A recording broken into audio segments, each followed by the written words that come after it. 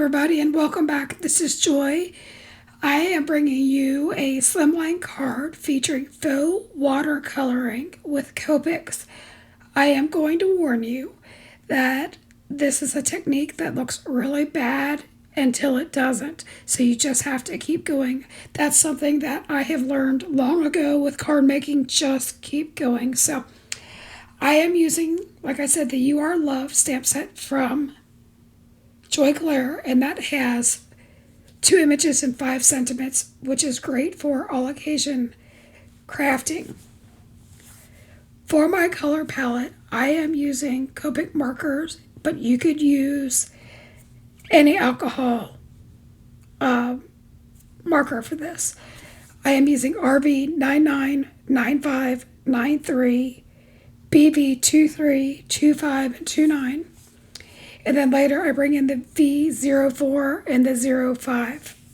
So one thing I will say is this technique is best used with a laser printer because not all inkjets are compatible with alcohol, rubbing alcohol, that is 91% alcohol, or alcohol marker. So you would have to check by trial and error with your printer if you don't have a laser printer. But I printed this onto smooth cardstock in order to do this technique. So I have one aqua brush that is dedicated to alcohol because once you put water in it, it no longer will play nice with the alcohol. So I just make sure that I have one that's laid aside for alcohol only, and I just know never to use it. So what you saw me do was scribble down the colors, and then I am using my aqua brush just like you do for watercoloring, and I am very messily just slopping down the color. There is no rhyme or reason to any of what I'm doing other than the color placement makes me happy. And in other times, I find that it didn't make me happy. But we can fix that. So the one thing about alcohol is that it evaporates quickly, but it also works as an eraser. Not quite an eraser, but it moves. It moves the pigment. So when in doubt, if you hate it, wait for it to either naturally dry or use a heat gun to dry it, okay? So I'm going to tell you to use this in a very well ventilated area because the fumes can become strong. And be cautious with using your heat gun. That's completely up to you. It's probably not recommended. I know that if you try to use the Ranger blending solution, you absolutely cannot use heat, but I'm using rubbing alcohol for all of this. So here in my mind, I thought, okay, I'm going to bring in this VO4 marker, and I'm going to try to place some color within the feathers just to brighten things up. And then I also brought in some darks because I figure if you have light, you need a dark in order to have contrast. And I'm honestly, this is just trial and error, and I liked it, but I didn't. But I used the flicking technique with my Copics. Now, the key is I dried the panel. I did not use it while the rubbing alcohol was still wet.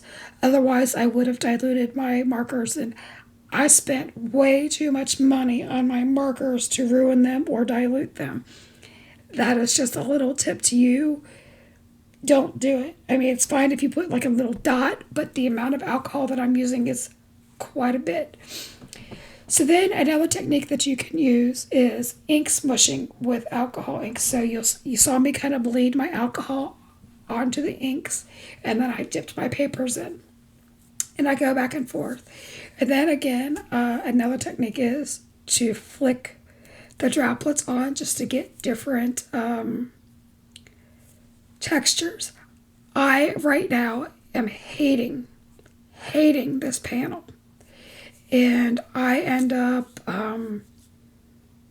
really struggling. And what I was forgetting was that my paper was very wet, and so it hadn't dried back yet for me to get the true color of what was going on. I just needed to stop. And sometimes we do. Sometimes we need to stop and breathe. And I mean that sincerely. Sometimes we just need to stop. And you see me kind of fidgeting. I'm not sure what I'm going to do. So there I dried it. and I'm bringing in a VO4 and a VO5 marker. They're almost the same color, a little bit different saturation. And I start coloring my feathers because that's what I know to do.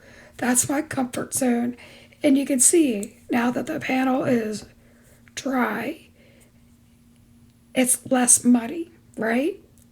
And now that I'm bringing in the contrast of the different colors into my feathers, and again, I'm bringing in some of the BV 29 and 25 because I want that contrast, because once I get color on those feathers, then the texture of the background kind of fades back.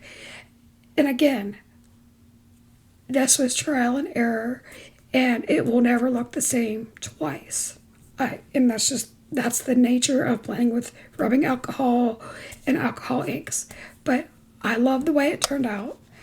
I'm so glad that I didn't throw it away. And I think that if you give it a try, you might love this too. Anyway, if you're having fun with this, I would really love for you to like and subscribe to my channel. And that way you can see what other craftiness I'm up to. So I trimmed down this panel, and I am applying it to a brushed nickel or silver cardstock mat, just to give it more layers, more texture, because I'm all about that. So then I decided to take some black twine and wrap it around, again adding more interest and texture. The best way that I find to do this is to tape an end to the back. I just used my masking tape, wrapped it around until I was happy, and then I taped the other end just the same. And then since I have that bulk, I took foam tape to pop that up, and I just left that area where the tape was without tape, or where this twine was without tape, and then it all ended up being the same height, if that makes sense. And then I applied that to a black slimline card base. Now you're going to see me fiddling with silver gemstones. I tend to place those in clusters of 3 just because that's more pleasing to the eye, but you could do whatever you think is appropriate for your card. So I had a lot of fun with this. This is completely out of my comfort zone, and I just encourage you sometimes to go through your stash, look to see if you can use it differently.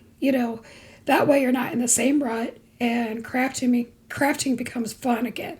Sometimes I find that if I keep doing the same thing over and over again, I'm not enjoying myself. And truly, this is our stress reliever, so this should be our happy time. And I hope that through this crazy process, you can tell that I was happy. So I hope that you enjoy it and that you give it a try. And again, I would appreciate it if you would like and subscribe to the channel.